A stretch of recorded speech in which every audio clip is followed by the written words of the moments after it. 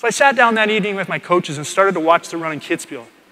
And as we started to watch it, I noticed an interesting element. When I was watching it, I saw when I started to hit the fastest, scariest sections, I'd slightly go like this. I'd hit another fast, scary section, I'd slightly go like this. You might not be up on downhill techniques, but that's not a very good one. That'd be like if you were driving in your car and someone scared you and you jump in the back seat. Who's driving? And I realized, okay, this reaction might be natural, but it's not optimal. And I had to, as a young man, admit I had a fear. That's hard to admit I had a fear, but more important than just having it was the reaction to fear was not serving me. What could I do about it?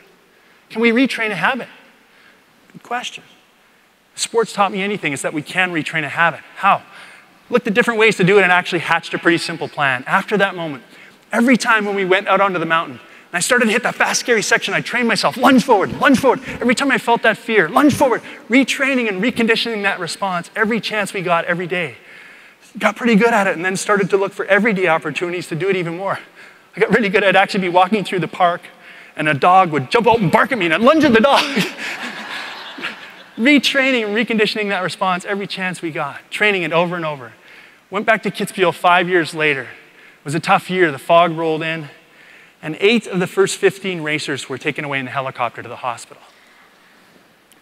A racer would go, there'd be a hold-on course, we'd hear a helicopter.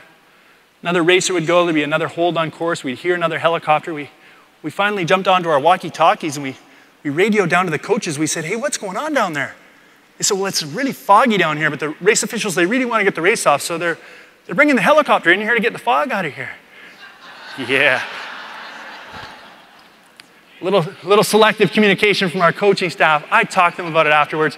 They said, Cary, we knew you had enough negative voices in your head up there.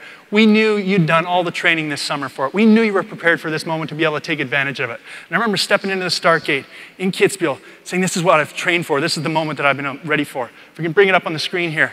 As I pushed out of the start, trying to push and skate for all it was worth, got into my tuck, had that very first turn to the right, setting up that first turn to the left, diving off the Mausefale jump, had the right line as I landed, coming through the compression, lunging forward, onto the left-hand ski, lunging forward, entering off the Hausberg jump, letting the skis run, onto the 45-degree side, lunging forward, enjoying the speed, into my tuck, onto the 52-degree Zielschuss pitch, letting the skis run through the compression, lunging forward off the finish jump, sailed 88 yards off the finish jump, landed, crossed the finish line, looked up, and that's when we set the world downhill speed record at 97 miles an hour.